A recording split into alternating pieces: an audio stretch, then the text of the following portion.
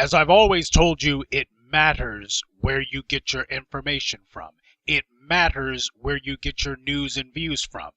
Because the white media will spend a whole lot of time and waste a whole lot of ink and bandwidth talking about Palestinians carrying out knife attacks in Israel. They'll make it seem like, oh, that's just a daily occurrence. Meanwhile, if you actually go to Israel or talk to the Jewish people on the street there, they'll tell you that basically it's practically a non-event.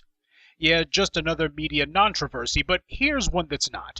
Knife attacks against black people in the United States by white supremacists. Now, there's something that you don't get to hear about.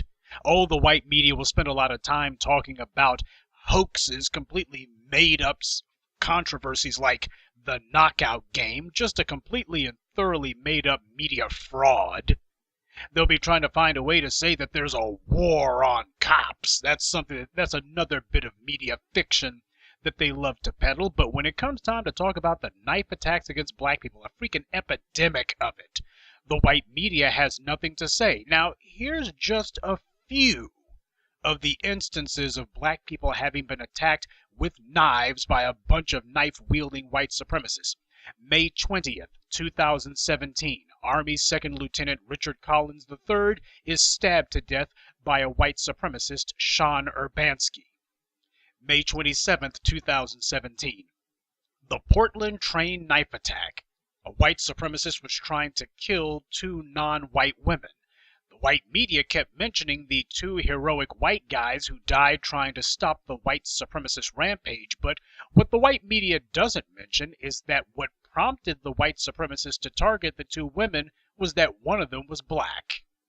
Not surprisingly, this white supremacist was very well known to Portland police. He'd been arrested on several different occasions, none of which leading to a heavy prison sentence, because he's white and the laws weren't written to punish him, and the authorities, who are largely white, are not interested in punishing him. ABC showed video of the Portland train knife terrorist being surrounded by police at what ABC called a free speech rally he attended.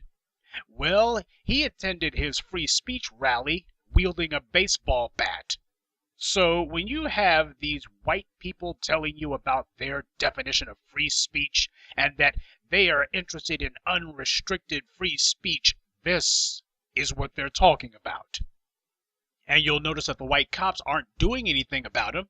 He's wielding a bat, standing only a couple of feet from the police, but the cops aren't really bothered. They're not really doing anything. No one has their gun drawn. No one's pointing any sort of pepper spray. Nobody has their baton out. No, nothing. Nothing.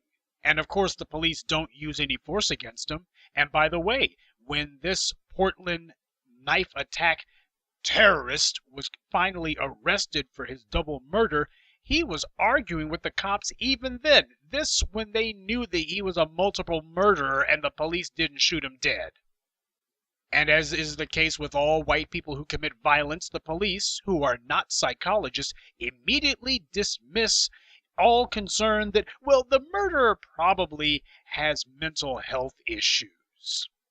We don't know if he's got mental health issues. We don't know if he's under the influence of drugs. Now, what qualifies the police to even make a determination like that? Aren't they supposed to be only giving the public the facts? Well, the murderer was a white man carrying out state-sanctioned violence, and the police are going to protect him. That's a fact.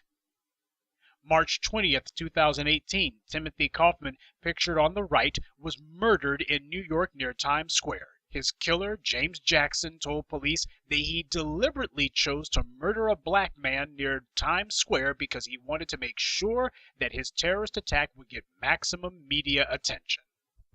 July 7th, Michonne Cooper is stabbed to death by Ronald Kidwell, an HIV-infected white supremacist, who then dismembered her body and put the pieces into several garbage bags which he dumped in a trash can at his home. And of course, this wasn't the first time that this Kidwell character had done something like this. In 2011, he had raped a black woman precisely because he had HIV.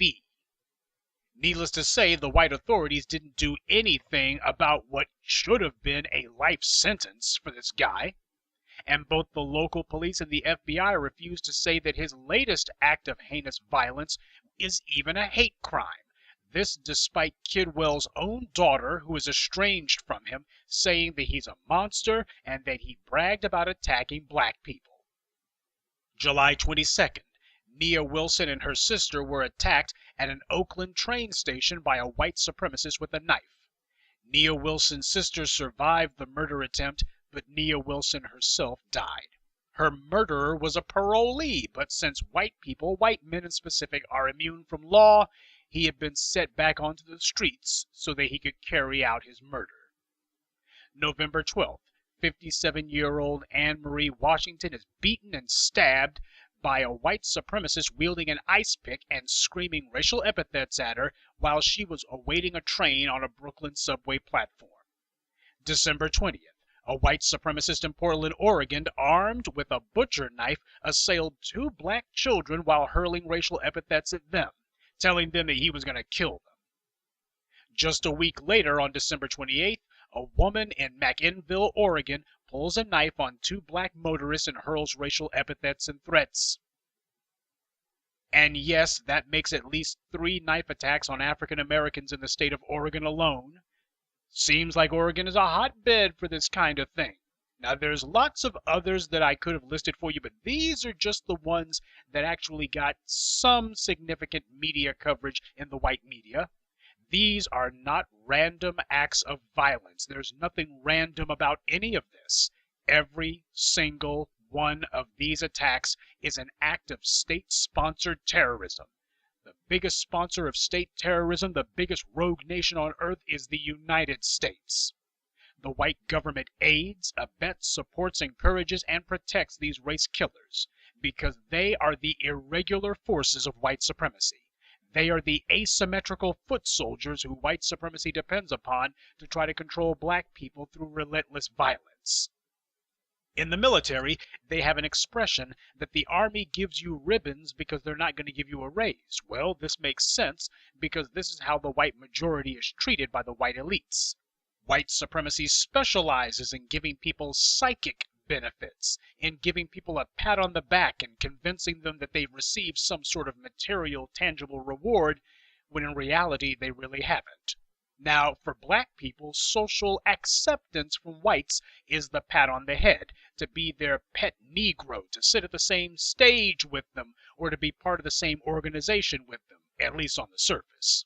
Since the plantations, all you have to do is pat Cleophas on the head, and he'll be only too happy, like a pig in a poke, to be able to do your bidding. Christianity is another psychic benefit given to black people. Don't worry about material comfort, just put your riches in heaven while the devil and his minions overrun the earth. Well, for white people under white supremacy, there's a different set of psychic benefits that's supposed to motivate them. The white elites tell the rank-and-file white man that he's better than black people, and for them that's a drug. It's a high that never gets old, and it's one that they also can't do without. No less than Lyndon Johnson himself said that all you have to do is tell a white person that they're better than a black man, and they'll let you rob them blind. Hell, they'll turn out their pockets and give you everything in it, including the lint. See, when you have been conditioned to get and expect only psychic benefits, after a while, to you, that becomes as good as real benefits. It's like when the Europeans first invaded the Americas. They gave the Indians beads. Now, beads are worthless, but the European didn't have anything else to offer other than beads and alcohol, so that's what he gave. And these trinkets were worthless baubles, but to the Indians, they expected to get their worthless baubles whenever these white folks showed up, so after a while, these worthless baubles began to take on some sort of value.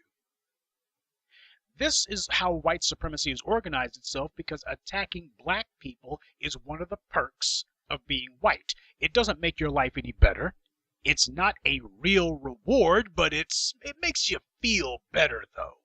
The white elite are not going to give the rank-and-file white person real money or real power, so instead they give them social perks, consolation prizes, to make up for the real rewards that they're never going to get. But it's very important to elite power because it gives the rank and file something to do other than whine about how downtrodden they are, by their own white kin, by the way. long as they're attacking black people, they won't care about attacking the white elites who are keeping them in check. They care about relative benefits. Since their identity is a relative identity, they have to look at us to see how they're doing. They don't care if they're being beaten 10 times a day, just as long as black people are being beaten 11 times a day.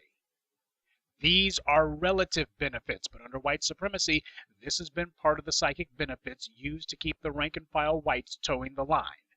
Their identity is relative to us. Their benefits are relative to us. This is where their obsession with us comes from. When a vampire looks in the mirror, it doesn't see anything.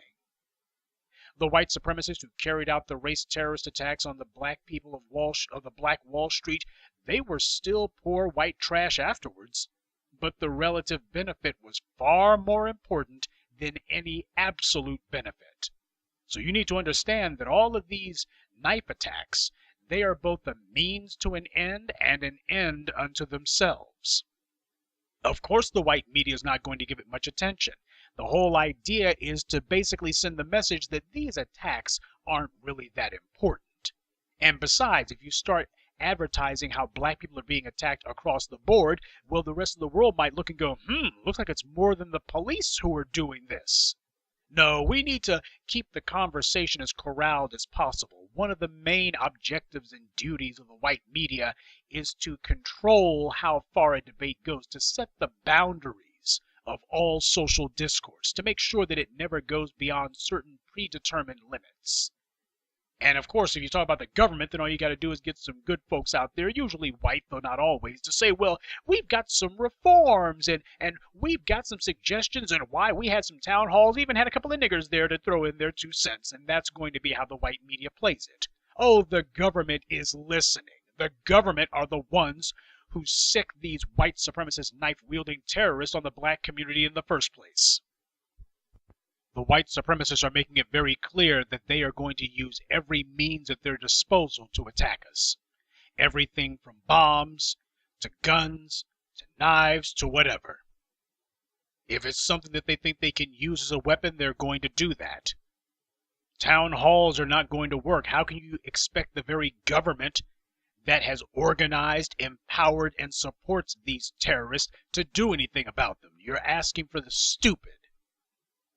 Black people have a right to defend themselves, and you have a right to make sure that you've got the means to defend yourself. You have an obligation to defend yourself.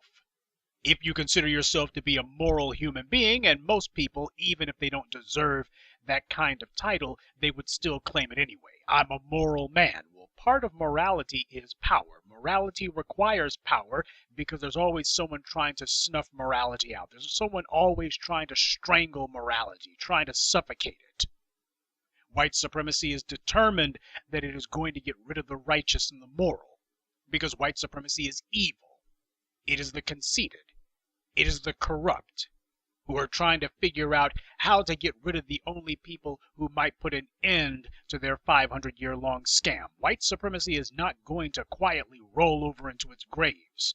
Moral people will have to dig white supremacy's grave and then kick white supremacy into it.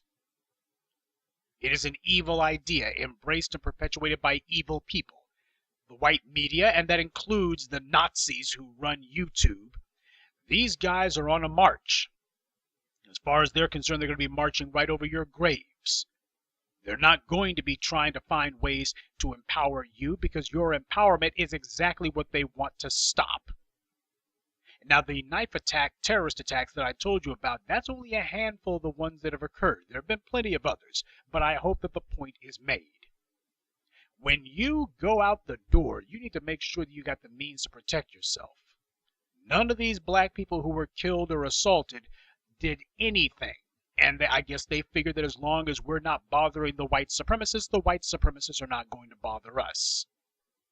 And they found out to their sorrow, some to their fatal sorrow, that they were wrong. The white supremacist doesn't need a reason to attack you. He merely looks for an opportunity. Timothy Kaufman never even met James Jackson. And James Jackson told police interrogators that he had been looking for any black people that he thought that he could find who had at least 100 feet between them and the nearest person, because he figured if they try to run or if it takes him a minute to be able to try to stab someone, well, he needs to make sure that nobody's getting too good a look at him, or so he hoped. These guys sit here and plan this crap out, weeks if not months in advance. The Portland train killer, this bastard had already been getting into arguments with the people caught on video on the train before his fatal encounter with those two white men. So this is not accidental. These guys are doing this deliberately. Sometimes the white supremacists will kill a black person, and the authorities and the white media and the white powers that be will look at that's good. That terrorist attack was successful. But as in Portland, well, you kill a couple of white people, well, the message hopefully will get across these white folks that when we have our irregular forces carrying out a terrorist attack, you better not get in the way. Don't get in the way. Because that's what's going on here. This is about attacking black people, and if there are any white folks who call themselves being do-gooders, well, you got to send a message to them that the race war's on, and you're supposed to be getting out of the way. This is deliberate, it is coordinated, it is organized, it is centrally planned and carried out. And by central, I'm talking about a central ideology. There are many centers of actual physical power organizing this stuff. These guys know exactly, the police know exactly who these animals are. Ronald Kidwell, he had a number of run-ins with the police. The guy was HIV infected, so that means that the medical authorities knew who the hell he was.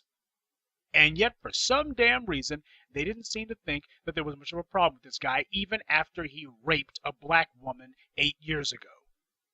Apparently, that doesn't rise to the level of an incarcerating offense. Apparently, we ain't got to worry about that. Hey, just out of curiosity, where are the black feminists at? Okay, I like to know where they're at. When Michonne Cooper was murdered, where were the black feminists at? When Nia Wilson was murdered, where are the black feminists at? Is Amber Phillips going to go ahead and waddle her rotund behind out here and tell us all again how black men are the single biggest threat to the lives of black women? I'd love for her to go ahead and gin up that stupid pack of lies. I haven't had a good laugh in a while. Though there wouldn't be anything good about this one. And have you noticed that most of these victims or attempted victims of these knife attacks have been black women? Well, the black feminists didn't notice that because they were mostly attacked by white men, and black feminists are there to run interference for exactly this kind of thing. Don't worry about the guys who the police are allowing to rape black women with HIV, by the way. How is it that so many black women have HIV? Probably because they're getting raped by these white supremacists who already got it. But that's not going to be part of the narrative for the black feminist. This is the reason why these bastards are so damn dangerous. We got real threats out there that we're facing. Real threats to our lives, and then we got all these black feminists who are coming up with make-believe threats. They're pushing a white supremacist rhetorical line, which does two things. One, it allows the white supremacists to be able to operate with impunity when they go out to kill black people. But secondly, it also helps to set up the idea that, well, the biggest threat to black people is other black people. That's Richard Spencer talk.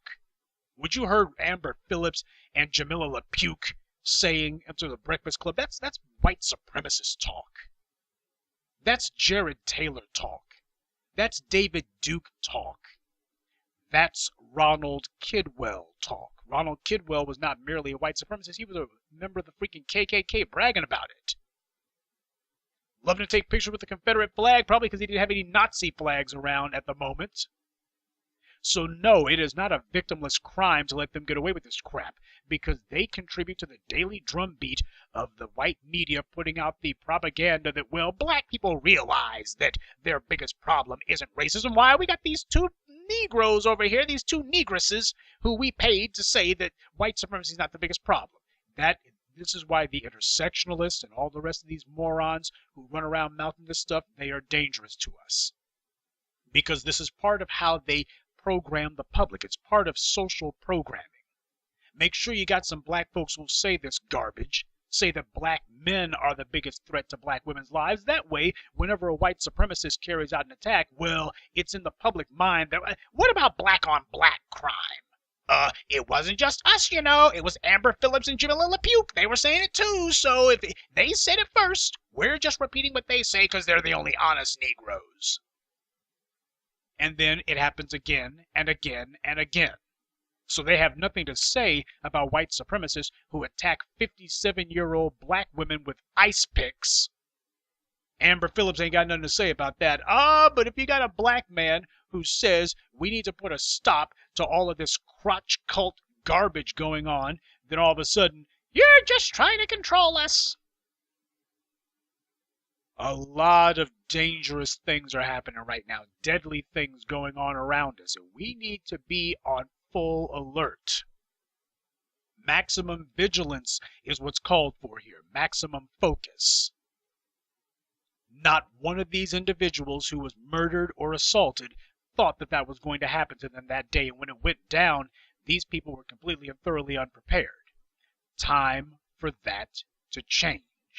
The white supremacists understand themselves to be in a race war against us. Black people are hoping that we can wish it away. Well, who the hell is going to put an end to this white supremacist aggression?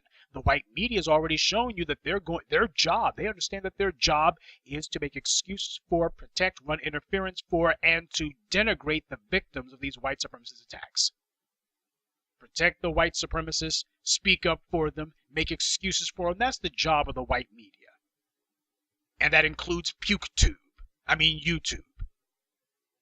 They understand the part that they're playing in the white supremacist race war against black people. Black people, on the other hand, are trying to figure out, how do we tiptoe around the issue? How do we dodge around it? No.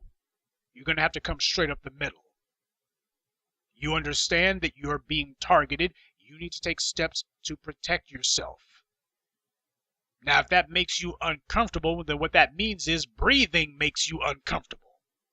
Being able to live your life without being a walking target makes you uncomfortable.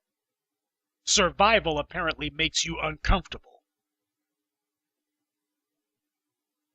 Well, if that might be good enough for you, but it ain't good enough for me, and it's not good enough for anyone who thinks like me. Anyone who's B1, as far as they're concerned, making sure to have my personal protection with me whenever I leave the house, he ain't heavy. He ain't heavy, he's my tool. At the ready. You need to be sure about that. Now understand, for a lot of you listening to this, you might want to go ahead and download this message, because every time the Professor Truth starts talking about black folks carrying personal protection, PukeTube makes sure to throw on some sort of restriction on the video. They make sure of that. They don't want people talking like this. When I posted my video about the murder of Jasmine Barnes, I talked about black people, specifically black men, and personal protection. And what happened was PukeTube took that video and decided to throw it behind a restriction wall. This was to try to ensure that much fewer people would see it. Not because any advocacy of violence was there, but simply that black people have a right to protect ourselves, and we have a right to live our lives without being constant targets, and we have to have the means to protect ourselves when the next white supremacist knife-wielding terrorist, no doubt encouraged by the racists who run YouTube, the ideological brethren of the Nazis who run YouTube, when these guys run up on black people have to have a means to protect themselves, to stop the threat.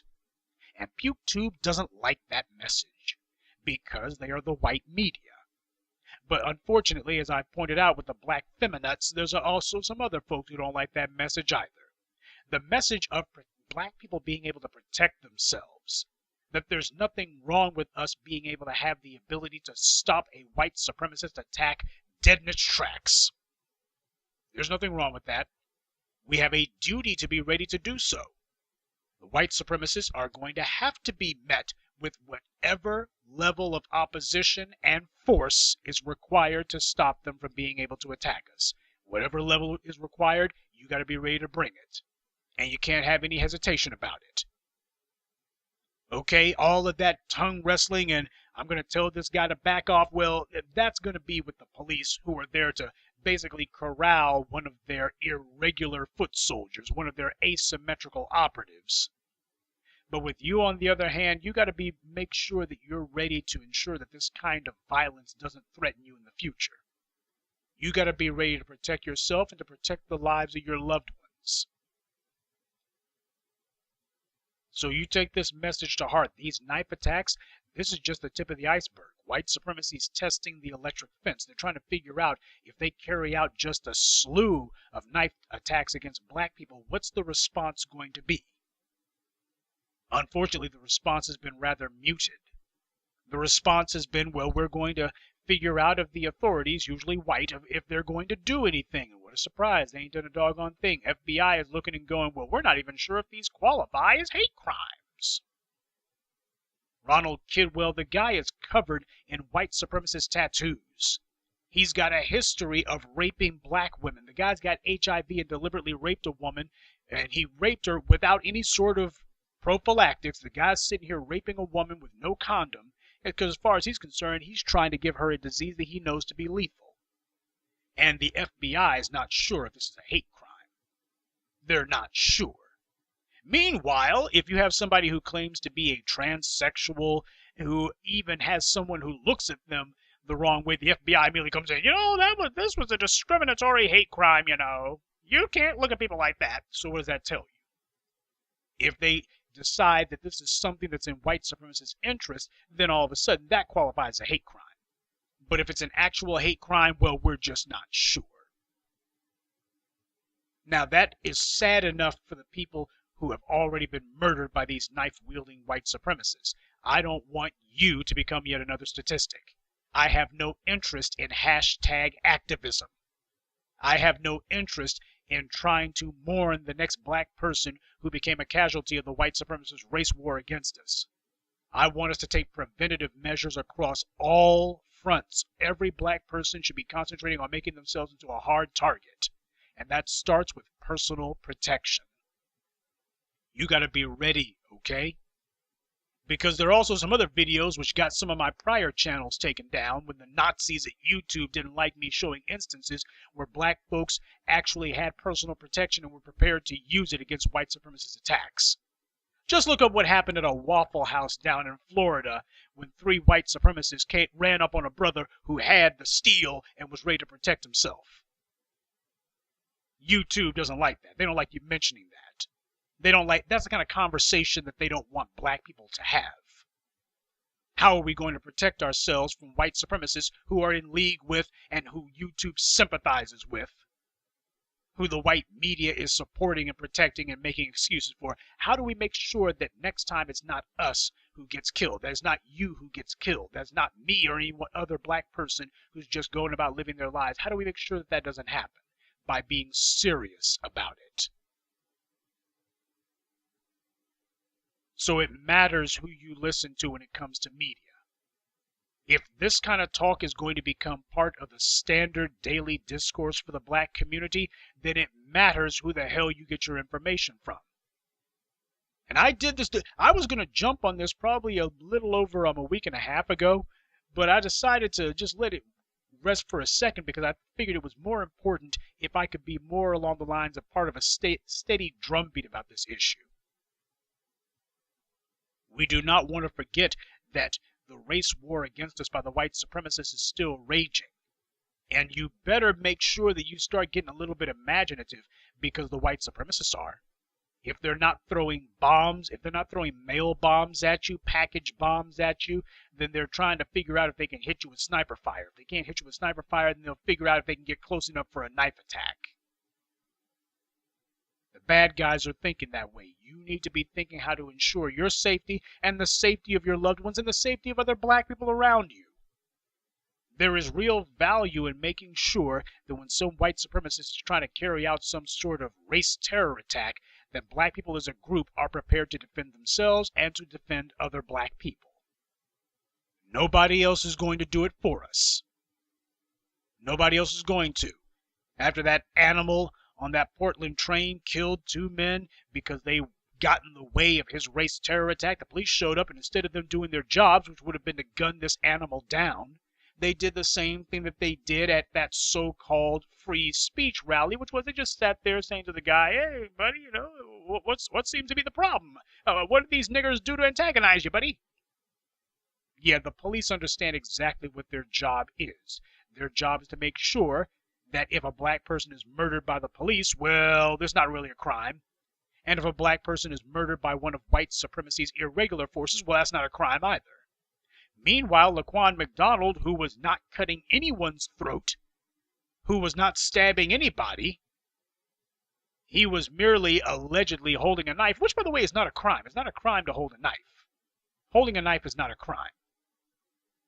And yet, you had Jason Van Dyke who decided to murder him.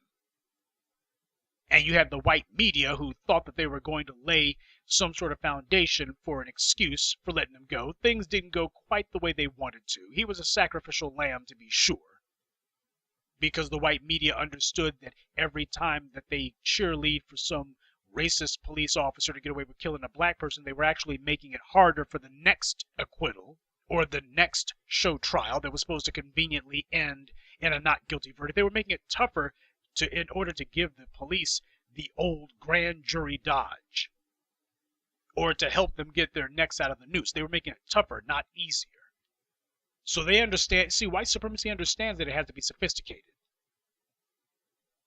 It's like when I was showing you the video of that Portland train animal, the white media is putting up a question mark behind hate crime. A question mark, which never happens if it's a transsexual, what have you. If it was like that, then there's no question mark. Ain't no question at all. So understand, where black people are concerned, the white media is making it clear. It's not a hate crime if you kill a black person. If you attack a black child, that's not a hate crime. That doesn't quite count as a hate crime. We're going to make sure that we push the lie that, well, it's questionable if this was a hate crime. The FBI says that they're not going to pursue it as a hate crime. And wait, was this really a hate crime? Just because you had some white person who was holding a knife stabbing some black person while screaming nigger, nigger, is that a hate crime per se? He just was probably just having a bad day. Well, you know, we all say things that we wish we hadn't said later on, especially when we're conducting knife attacks against people of different races who we're hurling epithets at. That's the media. They understand exactly what their job is. Lay the groundwork, grease the skids for the next white terrorist attack. So I'm just simply going to close this out by making sure that I tell everyone within the sound of my voice, it doesn't have to be like this. We've had more than enough casualties of these knife-wielding race terrorists. Don't you think enough is enough? You know what needs to be done to protect yourself. You got to be ready to. You ain't got to be going out looking for trouble, but when the white supremacists decide that they're going to try to cut your throat, you need to be prepared to make sure that you're not the one who winds up going to an early grave.